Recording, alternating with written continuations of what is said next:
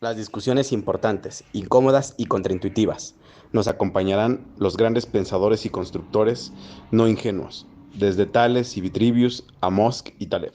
Sí, oye, cómo te fue? ¿Si fuiste a ver la película si fuiste a ver Nuevo Orden? Pues sí, mientras todavía hayan cines, porque parece ser que le está pegando durísimo a la industria cinematográfica, ¿no?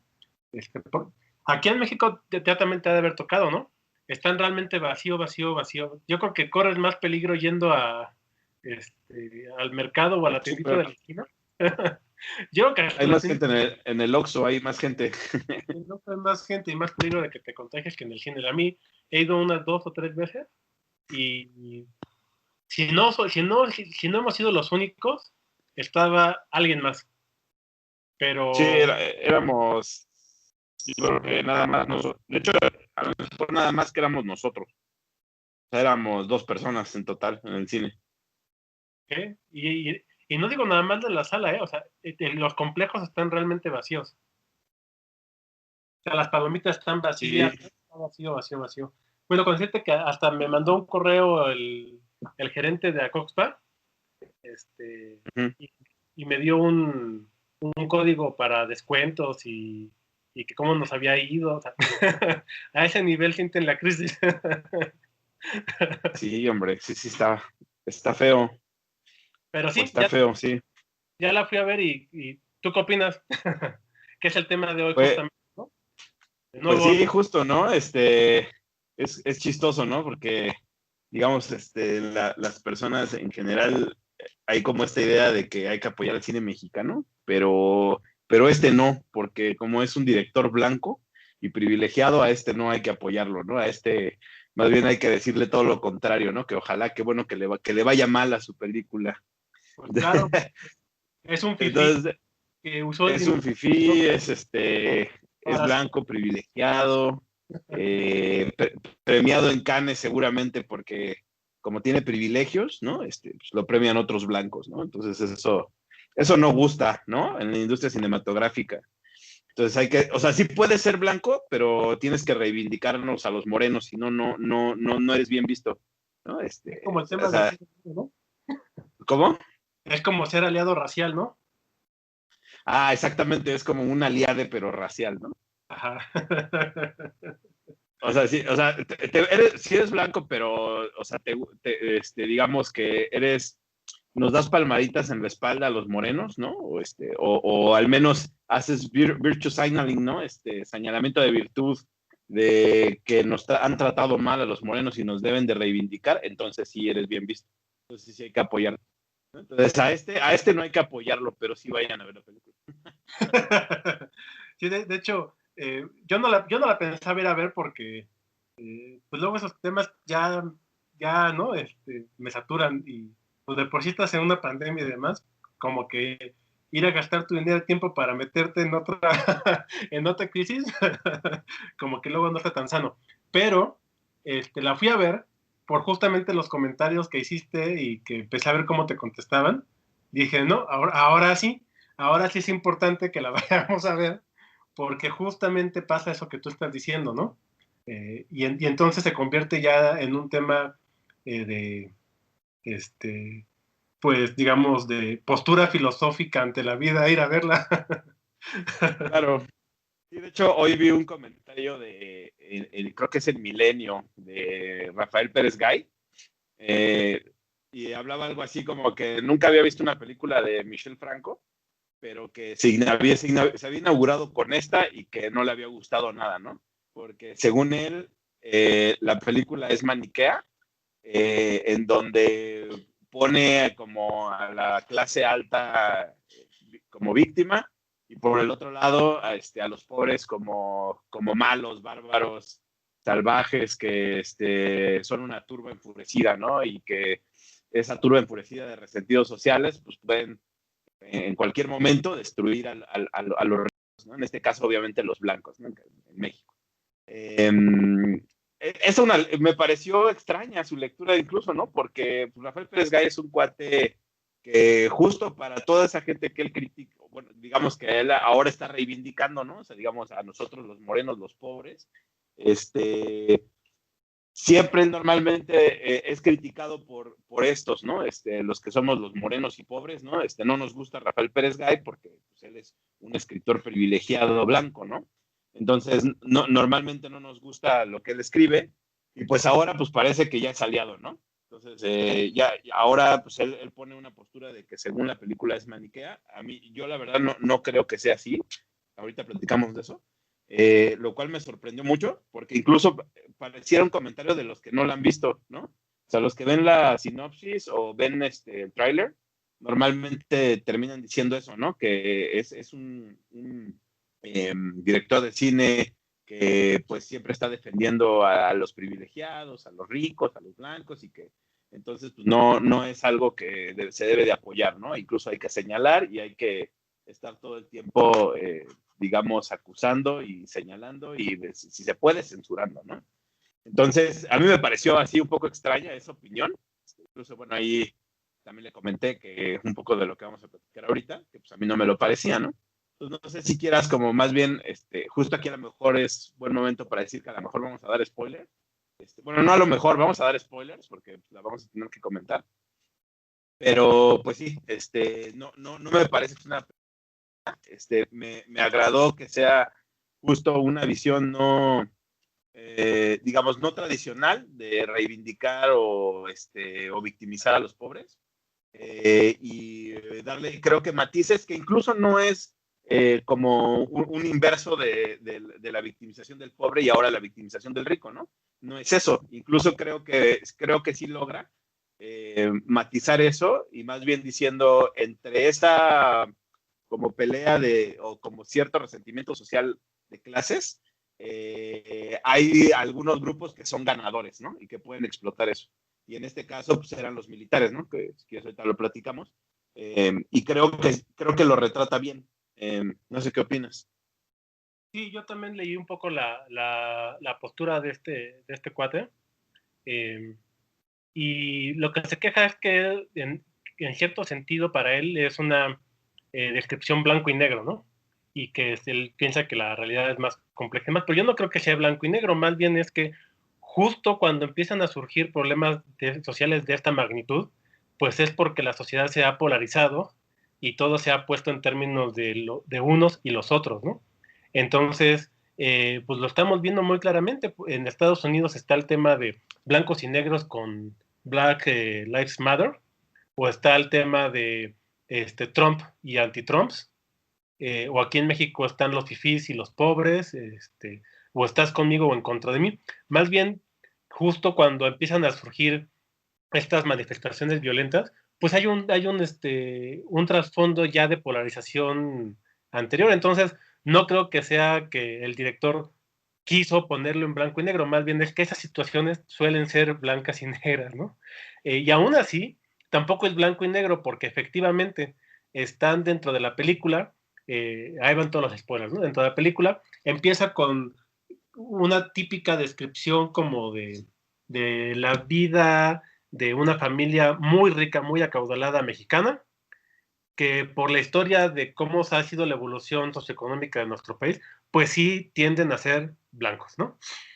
Blancos güeros, con un tipo de hablar muy específico, en una colonia específica, con modos específicos, etcétera. Y entonces están celebrando una boda y en medio de la boda, lo primero que te muestran es, empieza todo con unas imágenes tipo riots americanas en donde está valiendo gorro y está en un hospital y entran todos los manifestantes que algo pasó, ¿no? Así como que llegó al caos y algo pasó y sacan a la esposa de un trabajador de esta familia. Y entonces ahí donde Lo cual es ahí, Sí, dime. nada más así, como paréntesis a lo que estás diciendo, solo para que quede ahí, de hecho, desde el inicio de la película, en esa escena que tú dices, sacan a la esposa de este cuate, bueno, que más adelante se sabe que era un ex trabajador justo de la familia acaudalada, y la esposa está enferma y está en un hospital público, en un IMSS, y entonces llega justo un montón de heridos de todas estas manifestaciones, y los tienen que sacar, o sea, sacan a la mujer de este cuate y para poder atender a todos los manifestantes. lo cual está interesante, ¿no? Porque pues justo es una mujer con pocos recursos, digamos, pues, digo, con pocas posibilidades, ¿no? De defenderse en la vida, digamos, me parece una buena escena esa, porque retrata justo esta idea donde, pues, aunque tú seas pobre, hay unos pobres que sabiendo hacer la presión suficiente son más importantes que otros, ¿no? O sea, yo lo llamaría, y es la primera señal de los rentistas, ¿no? Estos rentistas que a partir de la protesta pueden tener ciertos privilegios, aún siendo de una clase aparentemente no privilegiada, pero con una cierta cantidad de privilegios como ese, ¿no? Que no es nada especial y que no me parece por eso algo por lo cual se deberían de indignar, si eso pasa un montón en México. Lo vemos con sindicatos como el sindicato de la UNAM, el sindicato de petroleros, el sindicato electricista, un montón de trabajadores que tienen un montonal de privilegios, pues no solamente económicos, sino también políticos. Entonces, ahí es la primera señal, ¿no? Ahí muestra perfectamente eso, que no, a nadie le gusta criticarlo, ¿no? Pero sí sucede y me gusta que lo pongan en la película. Sí, exactamente, por eso para ahí va justamente el punto en el sentido de que no es realmente blanco y negro, o sea, en realidad todos somos iguales, pero hay unos que son más iguales que otros, ¿no? Entonces, en este caso, sí, efectivamente, aquí eres pueblo bueno, eres pueblo pobre y bueno, pues sí, siempre y cuando estés en la manifestación, ¿no? Entonces sí eres de los nuestros, y si no de los nuestros, eres de los otros, no importa quién seas. Que es un poco lo mismo que pasa pues justamente con cualquier polarización, ¿no? Lo hemos visto, por ejemplo, en estos videos que se han subido a YouTube y demás, en donde llegan los nobles guerreros sociales defensores de las vidas negras en Estados Unidos, y pues está la gente cenando, ¿no? Así como en su rollo, y a fuerzas tienes que decir, ¿no? Que apoyas al movimiento o eres de los otros, ¿no? Y están así chingue, chingue, chingue, y con el altavoz así en sus caras hasta que tienen que levantar la mano, ¿no? Y hacer promesa de que sí, creen en todos los principios y valores progres, y del movimiento, o ya son de los otros, no importa quiénes hayan sido, ¿no? Entonces está rarísimo porque justo lo que te muestra es que en realidad esa polarización no es arbitraria en la película, es que más bien es que así funcionan estos conflictos sociales, ¿no? Entonces la película nos lleva a través de este personaje a ver a la familia acaudalada, y pues ahí es donde todo truena, porque bueno, hay otra cosa que creo que está bien ahí. Eh, el esposo de esta mujer que estaba en el hospital llega pues a pedir apoyo a la familia con la cual trabajó, pero él ya no trabajaba con esa familia, ¿no? Y de hecho hacen hincapié que desde hace varios años, ¿no? Como 6 años, 8 años, o sea, varios años ya no trabajaba con la familia. Y sí se entiende que obviamente si conoces a alguien que evidentemente tiene recursos, pues te acerques a pedir apoyo, sobre todo en un momento de necesidad, ¿no? Pero él lo hace de una manera que es como si fuera su derecho. O sea, no es un favor, no lo está pidiendo, lo está exigiendo. Es así como que a la de a huevo usted me tiene que ayudar, ¿no? Y entonces la señora entra y pues ya junta un galán de lo que tú quieras y le da 35,000 pesos, ¿no? Y él se queda así como que, pues no es lo que te pedí, ¿no? O sea, pues dame todo, ¿no? Y yo ahí, esa actitud a mí, como espectador, sí me molestó en el sentido de, sí entiendo la actitud en el, ni siquiera, o sea, ya no es un tema de, era una opción, sino es una obligación. O sea, resulta ser que ayudar es a fuerza. Así, ya ni siquiera trabajabas conmigo, ¿no?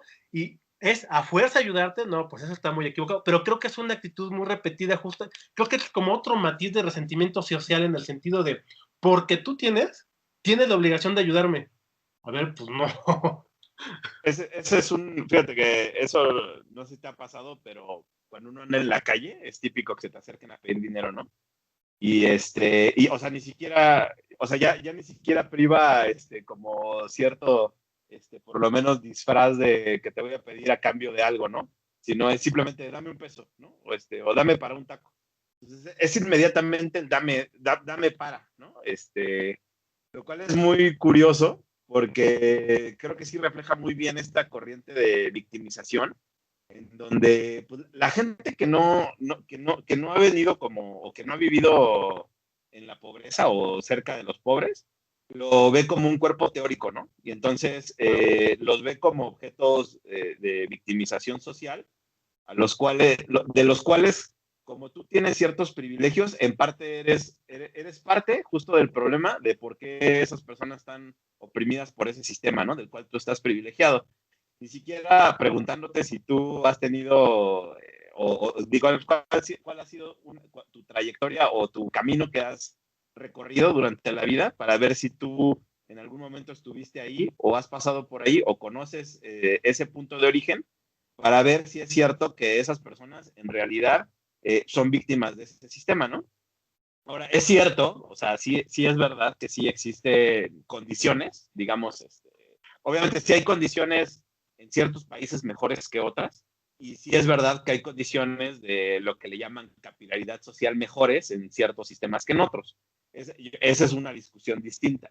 Sin embargo, o sea, la cultura que existe a través de pedir y de victimizarte para obtener dinero, sí está muy arraigada y de hecho lo notas cuando te piden dinero en la calle, así una persona, el de los chicles, el viene, el que te lava el parabrisas, etcétera, pero eso lo puedes reflejar perfectamente en la cultura de extorsión que existen en grupos políticos, ¿no? O sea, tú ves cómo negocia un sindicato, por ejemplo, la sección 22 de los maestros, de la CENTE, o cómo negocia el sindicato de electricistas, y es exactamente eso.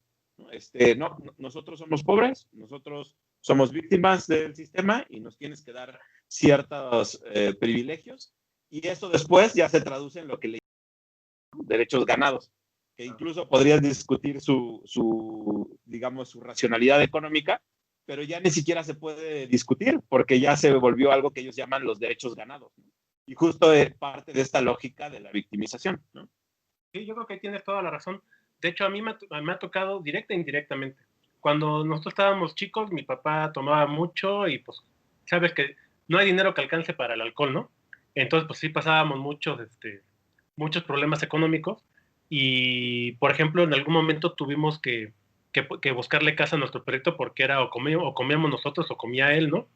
O de ir a la central de abastos y en la parte de la central de abastos hay como lo de primera y lo de segunda y no sé si la gente lo sabe, pero es muy común, o sea, la cantidad de alimento que se desecha porque no es de primera es muy grande.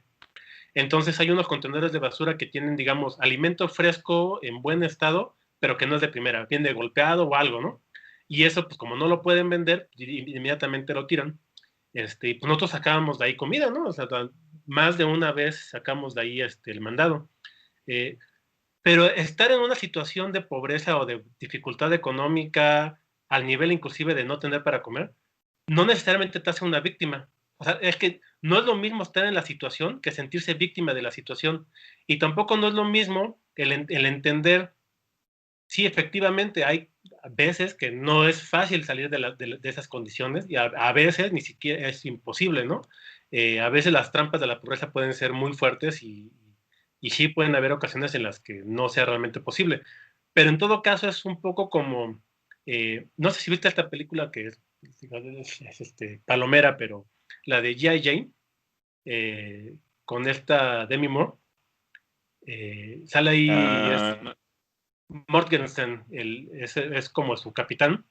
Y entonces el cuate es interesante porque ella entra a los SEALs y entonces su capitán, la que la trata pues, como debe tratarla, que es como cualquier otro SEAL, ¿no? Inclusive un poco más rudo. Y él siempre está leyendo un libro como de poesía, que no me acuerdo quién es el autor.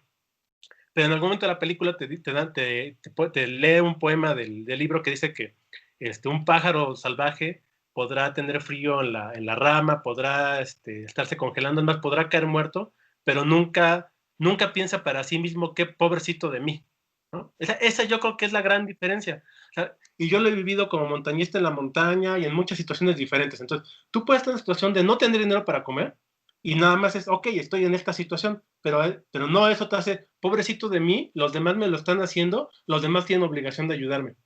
Tú puedes estar en la montaña y te puedes estar cagando de frío y llevándote la fregada, pero debes evitar caer en la situación de, pobrecito de mí, ¿qué me está pasando? No, en el momento que haces eso, y en el momento que te vuelves víctima de las circunstancias, pues dejas de actuar. Entonces eso es, por ejemplo, el típico, como la transición de fase, digamos, psicológica, en donde pasas de ser un montañista proactivo que puede salir adelante de la situación a ser una víctima que tiene que ser rescatada. Entonces uno puede leer en diferentes relatos de montañistas las dos versiones, quien se deja caer en el victimismo y justamente termina pues mal, ¿no? Muerto muy, muy mal, o lo tienen que ir a rescatar, y quienes les puede pasar así, pero de todo, así, todo lo que puede pasar les pasa, y solitos así arrastrando. Hay un libro que se llama Touching the Void, que justamente relata un accidente muy famoso en montañismo, y este cuate, o sea, sale solito de la montaña así, tal cual, arrastrándose, así, ¿no? Entonces creo que son dos interpretaciones diferentes de la misma condición. Puedes estar en una situación de completa y absoluta crisis, como en un accidente de montaña, y ser una víctima que necesita ser rescatada, o puedes ser un montañista capaz que salir de esa situación. Puedes ser una persona que está en una situación de pobreza y buscar y buscar y buscar la manera de salir de ahí, aunque no sea posible. También tú puedes intentar salir de la montaña y a lo mejor te sigues muriendo, pero lo intentaste. Sí, siempre estuvo en ti la voluntad y la línea de acción hacia mejorar tu condición o victimizarte. Yo creo aquí nada más, claro, nada más habría que hacer un matiz para que no se piense, o sea, lo que no, creo, bueno, creo que tú también y creo que yo también tenemos claro que no estamos diciendo que, Échale no ganitas. estamos pensando en esta idea muy simplona de, pues eres pobre porque quieres, ¿no? O sea, no es eso. O sea, no se refiere a que efectivamente solo sea un tema como de por decreto o como esta idea como del secreto, ¿no? De que pues yo decreto que pues, voy a ser millonario, ¿no? Y entonces me va a llegar la riqueza. No es esa la, digamos, no ese es el mensaje, sino es el mensaje entre la proactividad y la pasividad, ¿no? Exactamente. Que tiene que ver con una actitud de cómo tomas el riesgo. Incluso pues, hay culturas que tienen esto muy, muy arraigadas, ¿no? O sea, por ejemplo, los sajones en particular tienen muy arraigado esto, ¿no? O sea, el tema del trabajo. Y que incluso en condiciones muy adversas, creo yo que sí se nota la diferencia cuando hay cierta proactividad a cuando hay esta pasividad de víctima, ¿no? No necesariamente significa que con eso vas a generar inmediatamente riqueza o vas a salir de una situación de pobreza, pero el hecho de actuar siempre te va a dar más posibilidad, ¿no? Porque incluso esa es un poco la heurística por la que creo que a veces sí es mejor ser positivo digamos, no necesariamente positivo y racional, o sea, no positivo ingenuo, pero sí positivo en el sentido de que ante una situación tienes dos posturas, ¿no? Ser negativo, pasivo, o ser positivo, proactivo, ¿no? Entonces, creo yo que la lógica de ser positivo te lleva a la acción. En cambio, la lógica de ser negativo normalmente te da este rollo del análisis y parálisis, ¿no? En donde como ves como muchas aristas de la misma situación y ves más bien como todos los contras, te puedes paralizar muy fácil. Y esto le pasa a personas que son muy, muy, muy intelectuales, ¿no? Que todo lo tratan de racionalizar. Es muy fácil que te paralices, ¿no? Y entonces justo ante una situación, pues puedes hacerte una narrativa que explique en el cual por qué estás así y por qué no vas a poder salir de esa, ¿no? En cambio, cuando hay cierta como lógica, a lo mejor no muy racional de ser positivo, pues tienes como más como estos impulsos para poder salir adelante, aunque no tenga una cierta racionalidad, ¿no? A lo mejor te cuentas una mentira, pero una mentira que te permite actuar. Y a veces eso es mejor, ¿no? Como si fuera una búsqueda aleatoria, ¿no? O sea, así como los algoritmos genéticos, que estás así haciendo una búsqueda en diferentes zonas del espacio de soluciones. Y entonces, pues para poder salir como de un mínimo local, pues estás buscando en varios lados, ¿no? Hasta que encuentras como un máximo en otro lado y puedes ir saliendo, ¿no? Y así vas buscando un poco en esa idea, ¿no? Cuando se refiere cuando yo me refiero a ser positivo, no ingenuo, es eso, ¿no? Como poder hacer tener como cierta opcionalidad para buscar posibilidades, ¿no? Claro. Entonces, pero bueno, ya nos desviamos un poco. Fue un buen punto porque efectivamente se puede leer así, ¿no? Y tienes toda la razón. Ante cualquier circunstancia uno puede decidir actuar o no actuar. Que tus actos te lleven a un mejor lugar no está garantizado.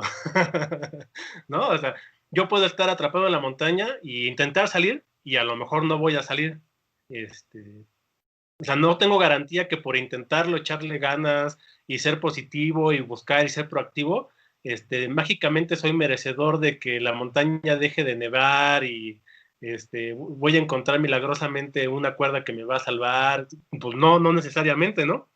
Lo único que te dice es que ante cualquier situación, siempre, siempre, siempre, siempre, eso sí, tienes dos opciones, o te dejas o haces algo. Como lo hacen los inmigrantes, ¿no? O sea, al final, muchos inmigrantes tienen condiciones que, bajo esta narrativa de, es que no es lo mismo decir, digamos que si estás en México, que tienes ciertas condiciones, pues no nomás es de echarle ganas, ¿no? Entonces, pues efectivamente, ¿no? O sea, un ejemplo son los inmigrantes que, pues al final dicen, bueno, si en este espacio de búsqueda no encuentro soluciones, pues me voy a ir a otro espacio de búsqueda, ¿no? Para buscar otras.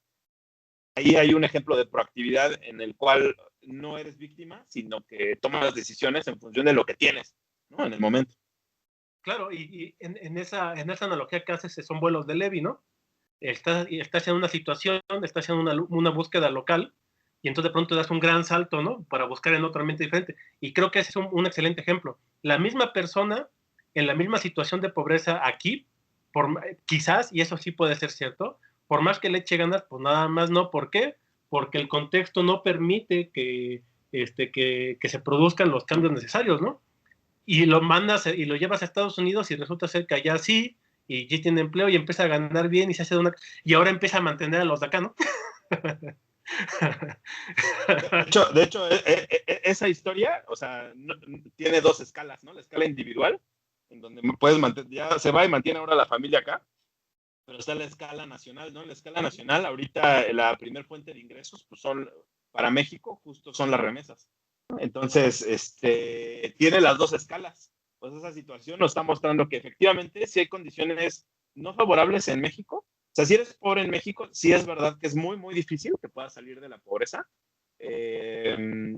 Estas personas son la muestra, ¿no? Que prefieren irse a otro espacio de soluciones en donde puedan encontrar eso, esa, digamos, lo que le llaman aquí capilaridad social, o digamos poder escalar entre distintas clases sociales, y que a lo mejor aquí va a ser muy difícil, ¿no? Porque tenemos, en términos talevianos, pues barreras absorbentes, ¿no? Claro. Entonces, allá pues no tienes eso, o sea, alguien que es rico sí puede volverse pobre, puede fracasar y puede quebrar, y viceversa, ¿no? Alguien pobre pues, puede ir escalando en la clase social, tienes esa circularidad entre clases que podemos ver muy fácil entre las que son ricas en Estados Unidos, que se han ido renovando cada determinadas décadas, y que las familias más ricas en Estados Unidos no son las mismas, ¿no? Si te fijas en las familias más ricas durante los últimos 100 años, se van renovando, o sea, no son las mismas. En cambio, en México sí es verdad que tenemos pues por ahí como 20 familias que son las más ricas, ¿no? De México, y nunca han sido otras. Que justo lo interesante de esto ahí es que justo, digamos, las soluciones que buscamos justo aprietan más esa situación, ¿no? O sea, cuando buscamos una situación en donde dices, bueno, entonces más bien lo que queremos es pues, darle más derechos o más beneficios a los pobres, lo único que vas a hacer es extraer rentas de la clase media para trasladarlas hacia los pobres, y finalmente como no puedes mover a estos ricos, los mantienes como ahorita, ¿no? O sea, cambiaste una cúpula por otra, ¿no? Antes, digamos, el consentido era Televisa, hoy el consentido es TV Azteca, ¿no? Entonces, pero finalmente son las mismas familias, simplemente se van ahí, digamos, se van acomodando, ¿no? De acuerdo al gobierno en turno, extrayendo rentas a esas clases muy altas. En las clases muy, muy bajas hay ciertos grupos que hacen presión, como los sindicatos o, por ejemplo, Antorcha Campesina y ese tipo de grupos, que en grupo pues extraen rentas, ¿no? Y en medio pues estamos todos los demás que mantenemos eso, ¿no? Y pues sí, efectivamente, en ese sistema pues no hay manera de que, o es muy difícil que puedas brincar entre las diferentes, digamos, entre los diferentes deciles, si quieres verlo así, de clases sociales, ¿no? También en Estados Unidos pues eso es muy distinto, ¿no? Sí, y eso es lo que hace toda la diferencia. De hecho, pues el maestro Taleb justamente lo marca como el problema de la no ergodicidad, ¿no? Necesitas una sociedad sana, debe ser no ergódica. ¿Qué significa que debe ser no ergódica? Justo que deben haber dependencias en el camino. Digamos, se traduce o se manifiesta como que la gente, que quien tiene en algún momento mucho dinero, tiene dinero porque corre riesgos y por lo tanto eventualmente puede quebrar. Y entonces lo que debería tener una sociedad sana es justamente movilidad. es una circulación de gente que va pasando a diferentes deciles, suben, bajan, suben, bajan, suben, bajan. Lo que no debería pasar es justamente lo que pasa en México, con este estancamiento, ¿no? Y creo que es la diferencia entre un capitalismo, bueno, entre algo más cercano a un capitalismo real sano, en donde el motor es la toma de riesgos, a un capitalismo de compadrazgos, crony capitalism, como el mexicano, en donde el motor es justamente el secuestro de los recursos y el secuestro de las políticas y el secuestro de, ¿no? Entonces, tú secuestras ciertos capitales políticos, económicos, culturales y demás, y te mantienes fijo. Eso es lo que no es sano. Y bueno, creo que ahí la gente se confunde mucho y no entiende que son dos tipos de capitalismo diferentes. Y sobre todo no entiende que lo que está detrás es la toma de riesgos o la no toma de riesgos. Y eso es cultural. Entonces ahí, por ejemplo, si para empezar a cambiar de forma económica pues a un país, pues tienes que empezar por cambiar su cultura de toma de riesgos, porque de otra manera lo otro no se manifiesta. En ese sentido, ¿qué es la toma de riesgos? Pues el emprendurismo, ¿no? O sea, lo que tú necesitas es emprendedores, negociantes, pequeños negocios, a cualquier nivel, pero necesitas gente que tome riesgos, porque esos riesgos van a permitir que suban y que bajen.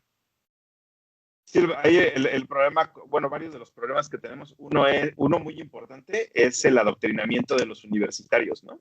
Gabriel Said en su libro de Empresarios Oprimidos pues lo define muy bien, ¿no? O sea, el universitario, que normalmente llega a ser el que es el burócrata de gobierno, digamos, el tomador de decisiones de la política económica. Finalmente, ese burócrata que pasó por la universidad, su lógica de lo que debe de ser una trayectoria o un camino hacia el progreso, es la que él define para sí mismo como progreso, ¿no? Que es ir a la universidad, hacer posgrados, tener un trabajo relativamente bien pagado y de ahí ir escalando en la pirámide burocrática o en las pirámides de la iniciativa privada, ¿no? Y pues eso pues es un problema porque finalmente la iniciativa privada, no reflejada necesariamente en los grandes empresarios, sino todos los pequeños empresarios o emprendedores de pequeña escala, que pues son, digamos, el del puesto de tacos, el del puesto de tortas, todos esos que son unos pequeños empresarios en condiciones muy precarias, pues no tienen posibilidad de escalar porque la trayectoria que marcan estos burócratas universitarios es justo la del progreso a su forma, ¿no? Y entonces todo está estructurado de manera que si tú no tienes ciertos estudios universitarios y no pasas por esta escalera, difícilmente puedes salir de ahí porque el sistema te va a imponer una serie de restricciones para poder ir progresando en una trayectoria que no sea esta que definen los universitarios, ¿no? Digo, tal vez también también menciona a estos burócratas, pues que les llaman los intellectual idiots, pero que pues, también, por ejemplo, Gabriel Said lo menciona muy bien en Empresarios Oprimidos. Y en esas condiciones, en donde estos universitarios dicen que no es la toma de riesgos o el poner tu dinero en juego para poder crear riqueza, el progreso, sino el hecho de extraer rentas de empresas grandes o de pirámides grandes como la burocracia, entonces pues, no permites que florezcan todos estos otros que sí son los que toman los riesgos, ¿no? Porque pues, finalmente lo estás aplastando con regulación, lo estás aplastando con impuestos y lo estás aplastando con algo más fuerte que es culturalmente, ¿no? O sea, con hacer ver mal a aquel que no quiere pasar por la universidad y quiere tomar riesgos para poder hacerse de una vida diferente que no sea la del camino del burócrata, ¿no? Claro. Perdón por la ausencia, pero justo hablando de riesgos, mañana va mis niños a un tianguis a vender sus productos de chocolate y se le fue la onda y en lugar de 3 minutos en el horno puso 30 y de pronto empezó a oler a quemar. ¿No? Así es eso, ¿no? Jugando al emprendedor, ¿no? Pues así se aprende, pero pues qué padre que sea a esta edad. Entonces, bueno, pero creo que la anécdota queda bien, porque justo para cambiar la cultura pues necesitas empezar a cambiar desde las bases. Y yo creo que mientras más temprano empecemos a hacer cualquier intento de emprendimiento, mejor. Y en ese sentido, en algún momento hay que hacer un contraintuitiva sobre qué tanto vale la pena hacer una carrera o un posgrado o no, en qué condiciones sí, en qué condiciones no. Yo soy de la opinión de que antes de entrar a la universidad debería tener un emprendimiento, ¿no? Claro. Sí, totalmente de acuerdo. Oye, justo ahorita, digo, para retomar el tema de la película, justo hablando de esto que estamos diciendo, justo hay una escena en donde el papá de la novia recibe a un invitado que es una especie ahí como de funcionario público, ¿no? De alto nivel. Aparentemente algo así como un tipo secretario de seguridad o un procurador de la República, algo así, ¿no? Y bueno, ahí en la película se deja entrever que pues el papá de la novia pues tiene negocios con este sujeto. Y pues bueno, ahí ella comenta de hecho, ¿no? Así un poco sarcásticamente de que pues le trae un regalo, pero pues es básicamente pues, su mismo dinero, ¿no? Porque le ha estado dando mordidas durante toda la vida, ¿no?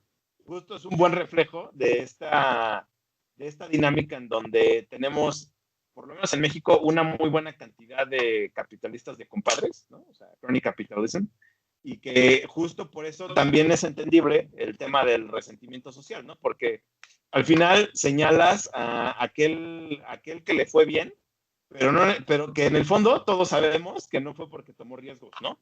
Sino que a partir de una serie de privilegios, ya sea pues de herencia de padres ricos o por sus relaciones justo con el gobierno, es que tienen esos privilegios económicos, ¿no?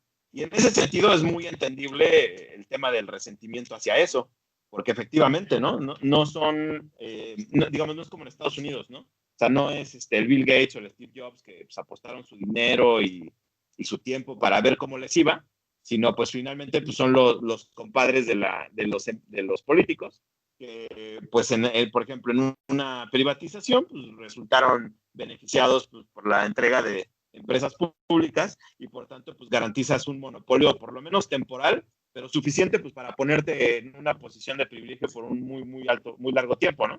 Entonces, en ese sentido, pues sí, es muy entendible.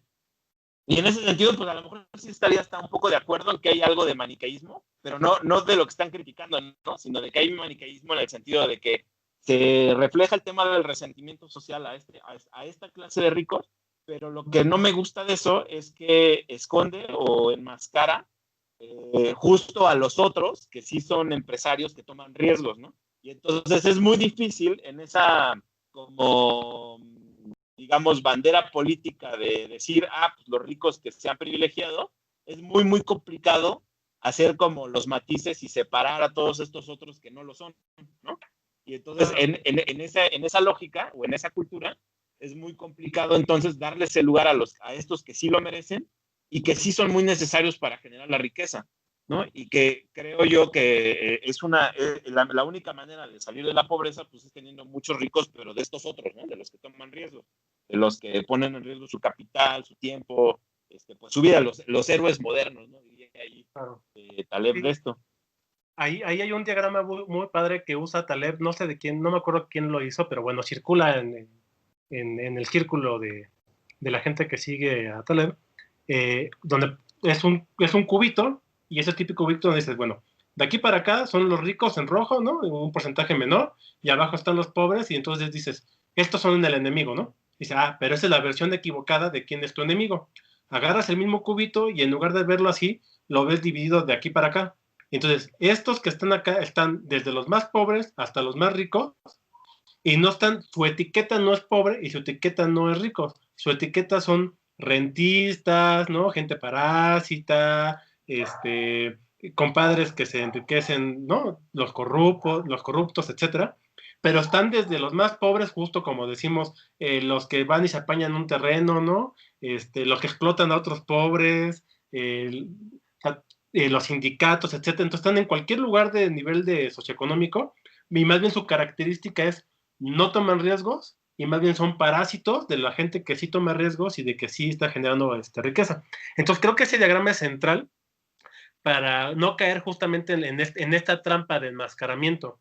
qué es lo que finalmente ocurre en la película, ¿no? Donde agarran parejo y así, pues cualquiera que se vea blanco, güerito, con dinero, todos son nuestros enemigos, ¿no? Y les avientan pintura verde, y les destruyen los carros.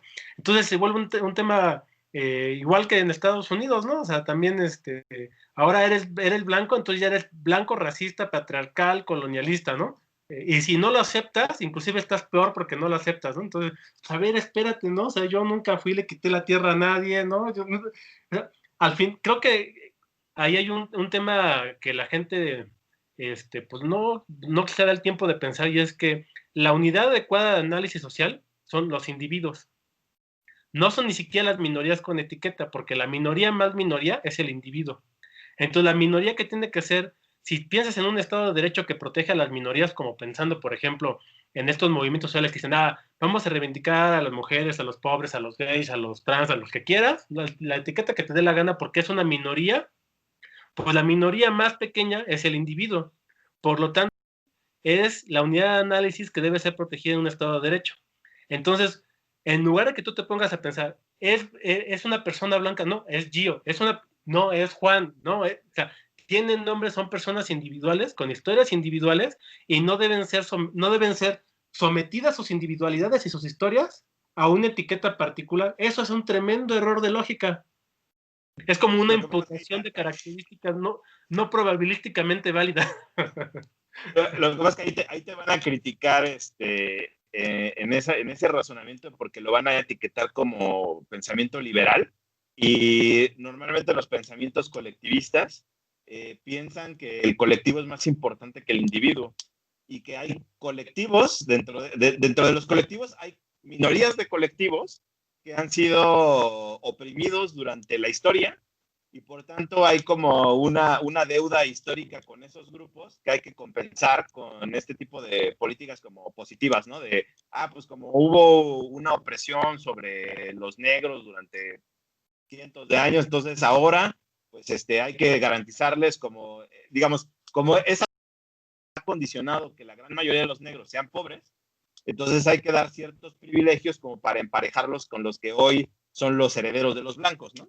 Y entonces hay que hacer compensaciones de grupo porque las trayectorias que siguieron estos los pusieron en desventaja, y que si no das estos como compensaciones, no vas a poder sacarlos como grupo de esa opresión histórica, ¿no? Y justo así lo ocupan, y creo que quien probablemente da la mejor argumentación que yo he visto hasta el momento sobre esto, y lo cataloga como un tipo de pensamiento parasitario, pues es Gatchad en este libro justamente de Parasitic Mind, y él esencialmente muestra con suficiente rigor lógico que cualquier tipo de política de grupo lleva eventualmente a la violencia, a la segregación, o sea, hace lo contrario a largo o a mediano o a largo plazo.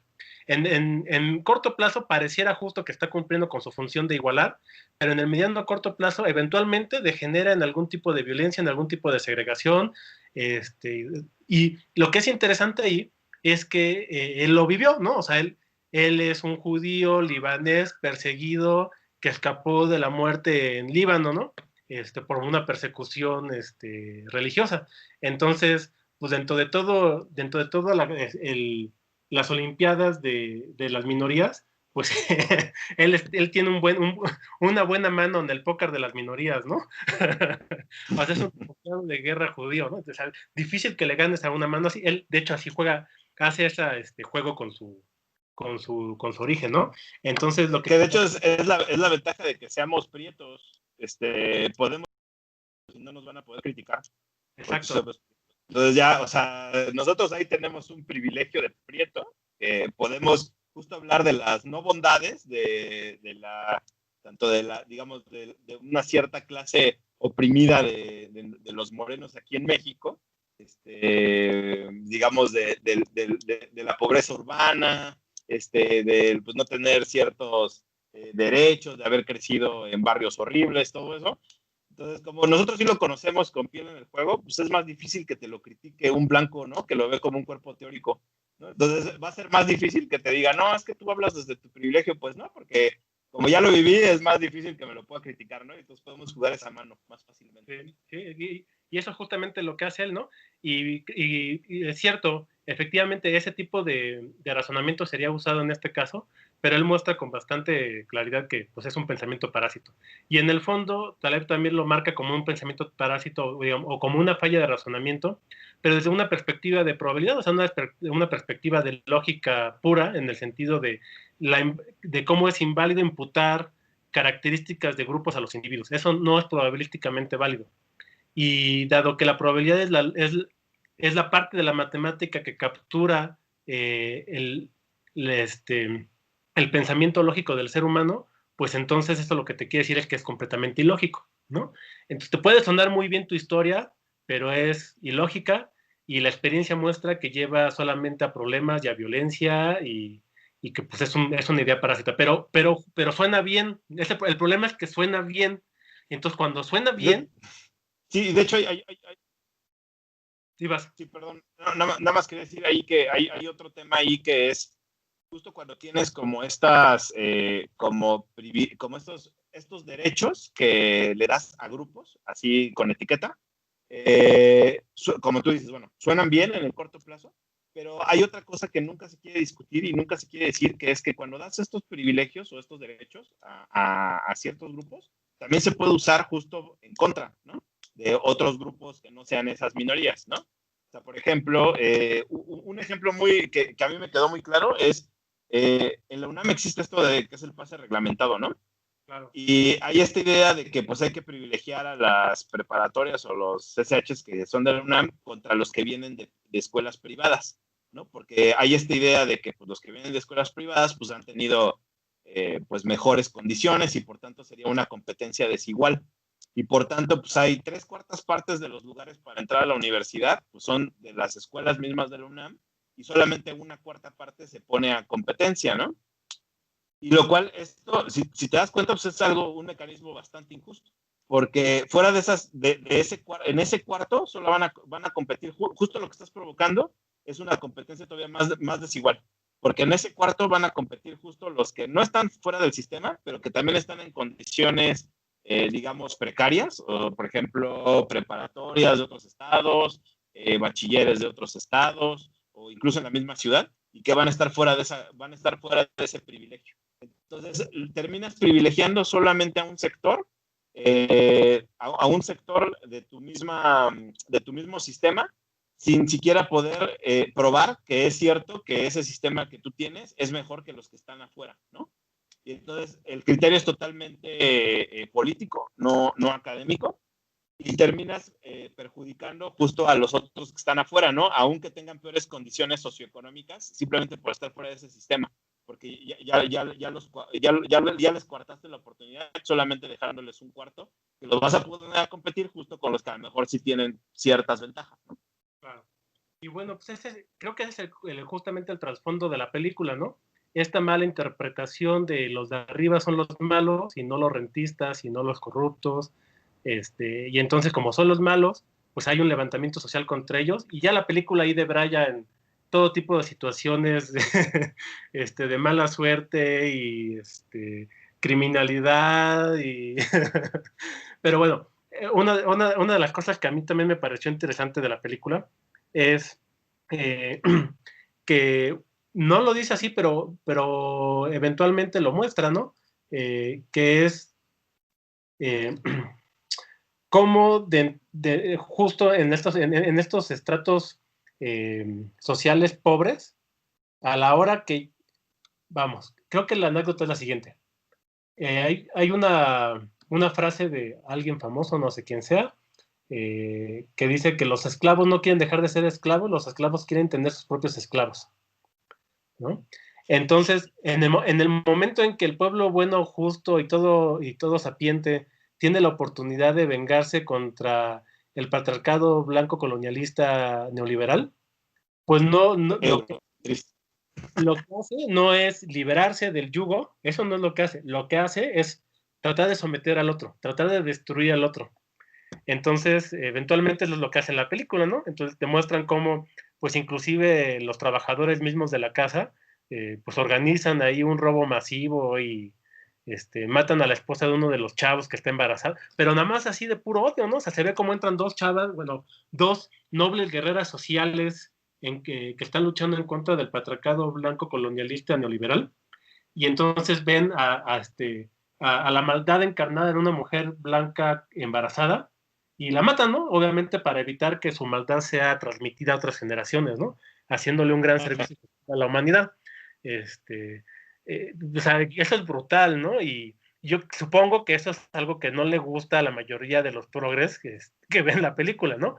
Porque para los progres, entonces estas dos mujeres, pues no son señaladas con sus virtudes de guerreras sociales, sino con sus defectos de seres humanos que caen en los mismos patrones sin importar su color y sin importar su estrato social, ¿no? Lo que te muestra más bien es que dadas las circunstancias, pues esencialmente todas las personas pueden ser buenas y todas las personas pueden ser malas, ¿no? Al nivel que uno lo quiera ver, ¿no?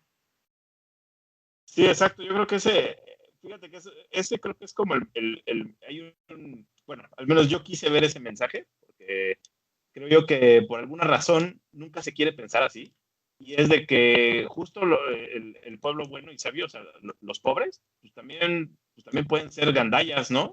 También pueden tener privilegios, también pueden, digamos, tener, no sé si decir la palabra sea como oprimir, pero pues también yo creo que sí, pueden oprimir a otro grupo de pobres que no es su grupo, ¿no? Entonces, al obtener rentas, pueden extraerle rentas a otros pobres, ¿no? Y entonces es muy difícil. Normalmente cuando alguien pobre le dices esto, dice, no, pues a ver, ¿de qué manera un pobre va a oprimir a otro pobre, ¿no? No pueden hacer esa distinción o ese matiz de que efectivamente hay un montón de clases sociales que pueden extraer rentas, y pueden extraer privilegios, y pueden extraer y perjudicar a otro grupo de todas las otras clases sociales, ¿no? O sea, no es un análisis totalmente vertical, de arriba hacia abajo, sino puede ser justamente, como tú lo ponías, ¿no? Son dos dimensiones, ¿no? Hay arriba y abajo, pero pues también también hay ancho, ¿no? Es ancho y alto, ¿no? O sea, hay un bloque de ese ancho que es los rentistas, y otro bloque que son los que toman riesgos, ¿no? Y dentro de ese bloque de los que toman riesgos, pues hay un montón de gente de distintas clases sociales. Del otro grupo hay un montón de parásitos y rentistas de todas las clases sociales, ¿no? Sí, Y creo que eso está en el fondo, ¿no? es muy fácil verlo. O sea, tú puedes ver a la señora que sale todos los días a vender sus gelatinas ahí junto a la estación del metro, y el gandaya, que también es pobre, que llega a pedirle dinero, pues como piso, ¿no? O sea, ese no es un Carlos Slim, no es un CEO de una empresa transnacional maligna, ¿no? Pues inclusive hasta puede ser su vecino, ¿no? De Colonia, y el mismo vecino de Colonia le está extorsionando, y toma el riesgo de meter su dinero, de meter su trabajo, de su esfuerzo, de ir a hacerlo, que venda o no venda en algún día, que le pase algo, que la roben, ¿no? Etcétera, y el otro pues llega muy cómodo a extraer una renta de manera criminal, y puede ser su vecino de barrio. Entonces, y así lo podemos ver en cualquier nivel, ¿no? En cualquier nivel podemos ver exactamente lo mismo. Hay gente que justo va a intentar siempre buscar ventaja, y gente que está tratando de generar la riqueza para los demás. Entonces, sí, tienes toda la razón en ese sentido. Un ejemplo de eso, ahorita que dices, hace poquito, la semana pasada, hubo un caso de una abogada que pasó por Puebla, no sé si recuerdo, desayunar o algo así. Ella iba hacia León, y digamos, una turba dijo, esa señora quiere secuestrar unos niños, ¿no? Y entonces esta turba de pueblo bueno y sabio pues, la terminó linchando, ¿no? Entonces ese es un buen ejemplo de esta situación en que a los progres no les gusta decir que es, digamos, maniquea. Sí sucede en la realidad. No sé cuántas veces tú has visto, digamos, linchamiento a policías, linchamiento a personas que no eran las que se supone que eran. Sí hay actitudes así, pues en todas las clases, ¿no? Entonces, esto que refleja la película no es un maniqueísmo que no tenga ninguna base dentro de la realidad. Sí. Entonces, bueno, esa escena es así como muy fuerte, ¿no? Y luego como que da un giro la película en el sentido deja de enfocarse tanto en esta parte como de lucha de clases, y más de nada te empieza a mostrar el cómo, pues ahora sí que a río revuelto ganancia de pescadores, y, y, y pues una realidad pues, que sí, yo creo que es bastante cierta en nuestro país, en el sentido de, pues no puedes confiar ni en las autoridades, ¿no? O sea, te tienes que cuidar de los delincuentes y también te tienes que cuidar de las autoridades, ¿no? Y entonces en todo el relajo, pues a una de las hijas de esta familia acomodada, la rescata el ejército para llevársela a una bodega donde están todos los rescatados, y descubre que ya no son rescatados, ¿no? Que más bien pues son secuestrados, y empieza todo un rollo de buscarla y de secuestros y de tortura, y otra vez lo mismo, ¿no? En el momento en que a través del caos se caen las normas sociales, pues inclusive quien estaba ahí para protegerte se convierte en tu torturador, ¿no? ¿Por qué? Porque puede, nada más porque puede, lo hace. Entonces, pues sí, o sea, de la igual manera, ¿no? O sea, es como ese cuerpo de entrenado en principio, con honor y disciplina, y que quizás la gran mayoría de las veces efectivamente actúan con honor y disciplina, y quizás la mayoría de las veces se las andan rifando contra el narco y demás, pues también bajo las circunstancias adecuadas, pues se pueden convertir en los peores delincuentes, ¿no? Y fíjate que de hecho de eso, bueno, aparte de que sí es algo que sí refleja la realidad, como dices, o sea, sí, digo, sabemos de un montón de casos de ex policías federales o ex militares que ahora o son sicarios o son secuestradores o, digamos, se pasaron al otro bando, ¿no? O sea, eso existe. Y otra reflexión que a mí me quedó y que me dejó así como muy perturbado fue el hecho de darle más poder a los cuerpos militares, ¿no? Ahorita pues nosotros tenemos ese problema en México, se les ha dado bastante poder a lo que hoy conocemos esto como Guardia Nacional, que es el grupo que ahora hace labores de policía, siendo de origen militar, y que incluso pues ahora tiene encargados otras tareas, ¿no? Como la construcción del aeropuerto, construcción de otras obras de infraestructura, y que me parece muy peligroso, ¿no? Justo por lo que ahí refleja en la película, que es entre más poder le des un cuerpo armado, ¿no? A lo mejor en el corto plazo te puede resolver un problema de seguridad en términos de poder de grupos armados, pero en el largo plazo te genera una situación justo de un cierto, digamos, monopolio de poder no tan controlable como una policía, o bueno, aparentemente controlable, o con otras funciones, y que con toda impunidad pues, te pueden pasar por encima sin ningún problema, ¿no? Entonces, darles mucho poder a una policía me parece muy peligroso, es una situación en términos talerianos frágil, ¿no? Para el sistema, porque justo un actor central tan pesado, o sea, no te va a poder, o sea, no vas a poder moverte con libertad con un actor con ese peso, ¿no? Y con tanto poder. Sí, tienes toda la razón. De hecho, Joe Norman habla un poco al respecto, y lo que él plantea es efectivamente cómo, eh, a ver, déjame intentar pensar cómo lo planteó. Bueno, él es muy proactivo en la búsqueda del localismo, ¿no? Entonces, desde su perspectiva, efectivamente, cuando tú centralizas mucho cualquier sistema, pues lo estás fragilizando, y efectivamente hay un problema de escala, ¿no? Lo que él dice es que la acumulación tiende a generar fragilización y tiende a generar potencial de catástrofe. Eso creo que es clarísimo, por ejemplo, en la tragedia horrible que no debió pasar evidentemente en Líbano, en Beirut, de la explosión en el puerto, ¿no?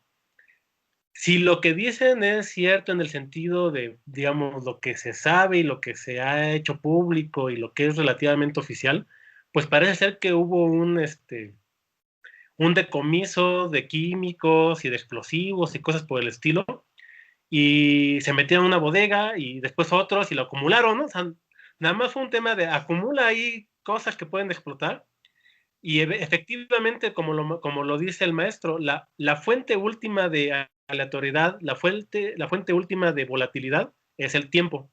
Si tú dejas una copa en una mesa y la dejas sola, eventualmente el tiempo se va a encargar de que tiemble, llegue un viento, pase un gato, algo ocurra y la copa se va a romper. Entonces pasa suficiente tiempo de que esto se acumuló, creo que había estado ahí varios años, y de pronto, ¡pum!, ¿no? Truena. La acumulación tiende a fragilizar a los sistemas. Lo mismo pasa, por ejemplo, con los bosques. Por esta idea de control y de manejo de los bosques, tú dices, los incendios son malos, y entonces evitas los incendios, le quitas aleatoriedad al sistema, le quitas estresores al sistema, se acumula combustible, y eventualmente hay tanto combustible que en lugar de que tengas un incendio pequeño, pues tienes un mega incendio, ¿no? Entonces, con estos dos ejemplos, la analogía aquí es muy clara. Acumula poder, eso es un polvorín. O sea, eso eventualmente te va a explotar en la cara y va a generarte una catástrofe. Entonces, sí, efectivamente, yo creo que es una estrategia y una política fragilista y muy equivocada el concentrar demasiado poder en un polvorín literal, o sea, en el ejército, ¿no? Y en la película lo muestran muy bien, ¿no?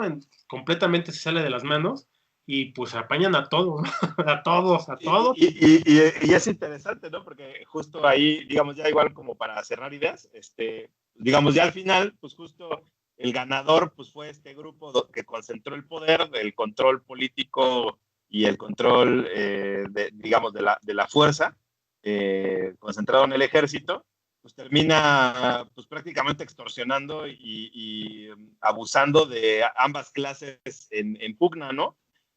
A unos los estaba ahí extorsionando vía secuestro y a los otros pues los traía cortos y los termina incluso, bueno, ahí pues, ya lo que da la película, pues termina matando mucha gente ahí, ¿no?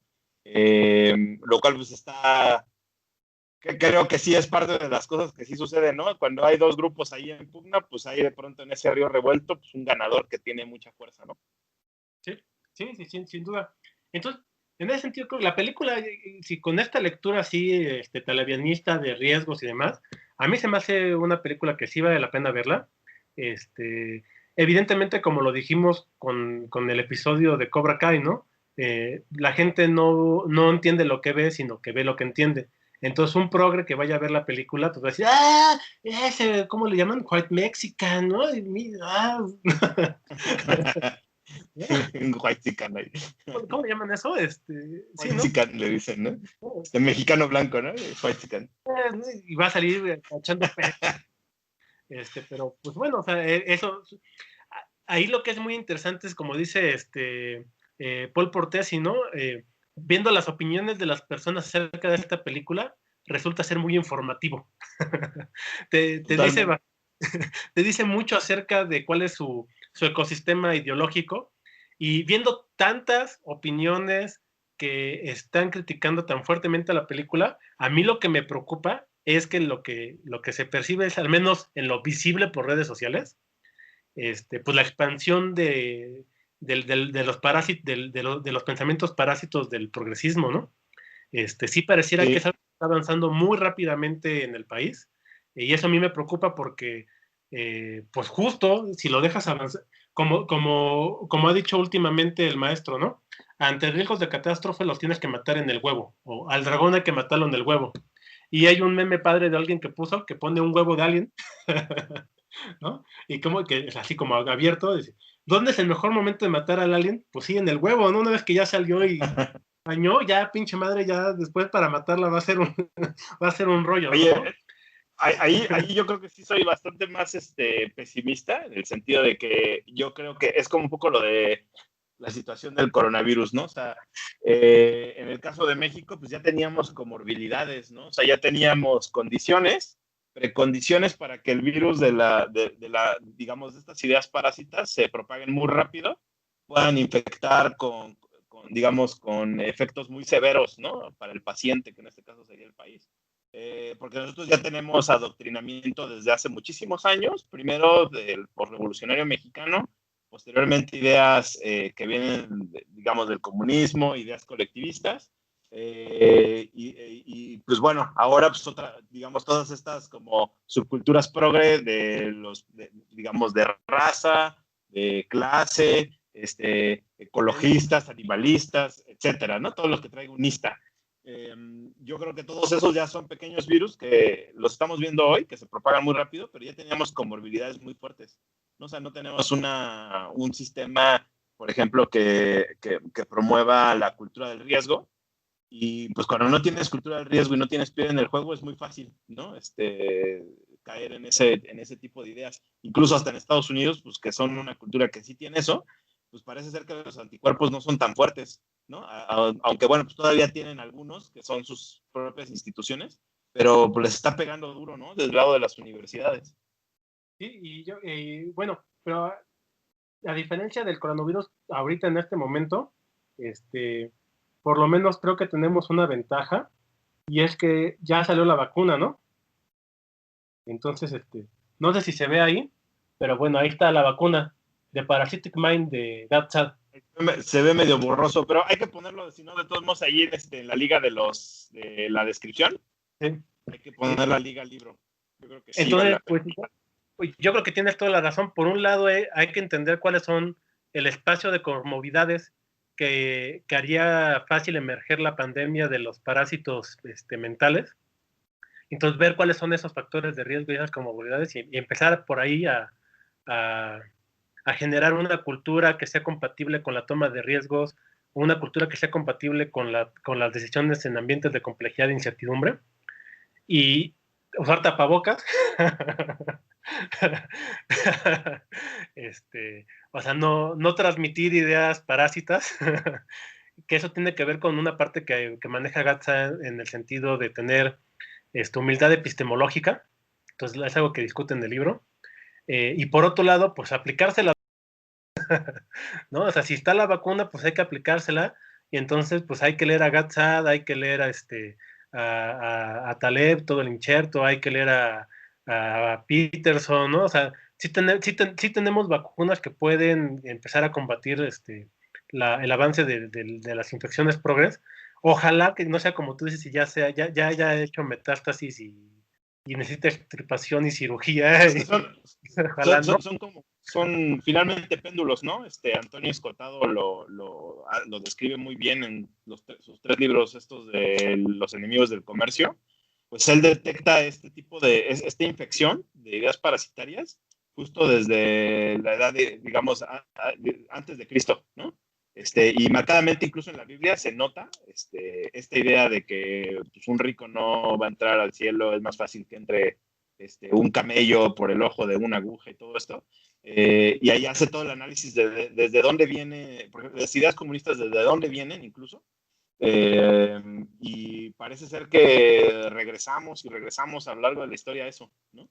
A lo mejor hasta parecería ser que es necesario, ¿no? Un poco infectarte, así como si fuera igual, ¿no? Como es el virus, te infecta y pues si sobrevives, pues a lo mejor pues, te fue bien porque pues, ya no vas a tener esas ideas parásitas después en tu sistema, ¿no? Así como los ex países comunistas que a lo mejor si hoy vas a la Europa del Este, pues y les empiezas a decir que sería mejor regresar a la producción central, etcétera, pues te van a decir, pues tú estás loco, ¿no? ¿No viste lo que nos pasó a nosotros? Y pues acá, con todas esas pruebas históricas, pues queremos seguir regresando a eso, ¿no? Porque nunca lo hemos vivido.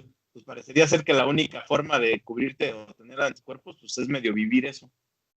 Sí, y es interesante que lo hayas dicho así, porque no me acuerdo dónde lo estaba leyendo, pero eh, está esta idea acerca de cómo estas ideas, porque igual es en este libro de Gatsat, creo que sí, cómo estas ideas progres empiezan a surgir justamente en sociedades con suficiente riqueza y con suficiente bienestar, ¿no? Entonces, cuando tienes suficiente riqueza y suficiente bienestar, empiezas a tener un grupo de personas que no toma riesgos, y que entonces no se enfrenta a problemas reales, no se enfrenta ante la avasalladora necesidad de sobrevivir en un mundo real, sino que está protegido del mundo real, y entonces supongo que, pues así como el cuerpo humano necesita estresores, pues también nuestra mente y nuestra psicología necesita estresores, y si no lo obtienes de algo real, pues te lo vas a inventar, ¿no? Entonces, Oye, sí. Un ejemplo de eso que acabas de decir, pues justo es la historia de vida de Marx, ¿no? O sea, Marx era un parásito, o sea, era un mantenido, y pues finalmente, pues todas estas ideas que él escribió, no las pues parten justo de la beca de Hegel, ¿no? Perdón, de Engels, ¿no? pues lo que lo tenía ahí becado, lo tenía mantenido, y eso se replica justo con los intelectuales, ¿no? Muchos de los intelectuales, pues son gente que está en universidades justo con privilegios, o las clases privilegiadas son las que empiezan a transmitir este tipo de ideas, ¿no? Es curioso. O sea, normalmente los que tienen ciertos privilegios y que no tienen piel en el juego son los que empiezan a transmitir estas ideas de que no está bueno tener privilegios, ¿no? Aún siendo los privilegiados no les gusta el tema de los privilegios, pero empiezan a distorsionar esa idea justo hasta generar este tipo de ideas parásitas de resentimiento social y de desigualdad, sin un análisis riguroso estadístico y con narrativas bullshit, ¿no? Y entonces yo creo que hay quizás una receta para combatir las comorbilidades, pues son estos heurísticos muy, muy, muy, digamos, universales, pues de tener la piel en el juego, de correr riesgos, de tener estresores. O sea, es decir, aunque tengas la capacidad para aislarte de tu entorno, deberías voluntariamente exponerte a estresores, es decir, pues sí exponte a poner negocio, o sea, aunque tuvieras una renta, el punto es, aunque tuvieras una renta permanente de la cantidad de dinero que quieras, sería sano para ti como individuo desde una perspectiva espiritual, psicológica, ideológica y demás, exponerte a arriesgar a tu dinero, ¿no? Y si te aíslas de eso, vas a empezar a generar, como le pasa al cuerpo humano, tú quítale estresores, ponlo en gravedad cero y los huesos empiezan a perder densidad y eventualmente pierdes inclusive hasta la capacidad de caminar si pasas mucho tiempo en gravedad cero, ¿no?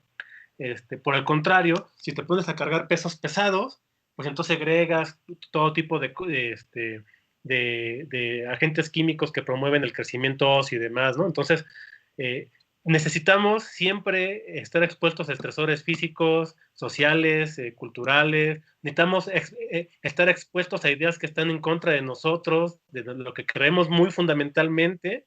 Y esos estresores nos van a ayudar, nos van a hacer crecer como personas. Mientras más aislados estemos, más enfermos nos vamos a poner como individuos y sociedades eventualmente. Entonces yo creo que ahí la receta así esencial es generar una cultura de la piel en el juego. O sea, si logramos eso en sus diferentes matices, eso creo que es como come sano, lávate las manos. Oye, yo creo que hay que hacer un programa, digo, ya para cerrar, y porque pues, digo, aquí nos podemos extender un buen rato. Yo creo que hay que hacer un programa sobre antifragilidad y otro sobre por qué no es buena idea, si quieres salvar al mundo, no es buena idea ser un activista social, ¿no? Mejor haz una empresa. Hay que hablar de eso más en otro programa, así a profundidad. Y por qué esa idea que normalmente no se escucha tan atractiva como ser Greta, pues es bastante mejor, ¿no? Para el sistema. Claro, pues que sea el siguiente episodio, menos Gretas y más Musk. Exacto. Bueno, Oliver, pues muchas gracias. Ya, hay que cortarle y nos vemos en el que viene. Va.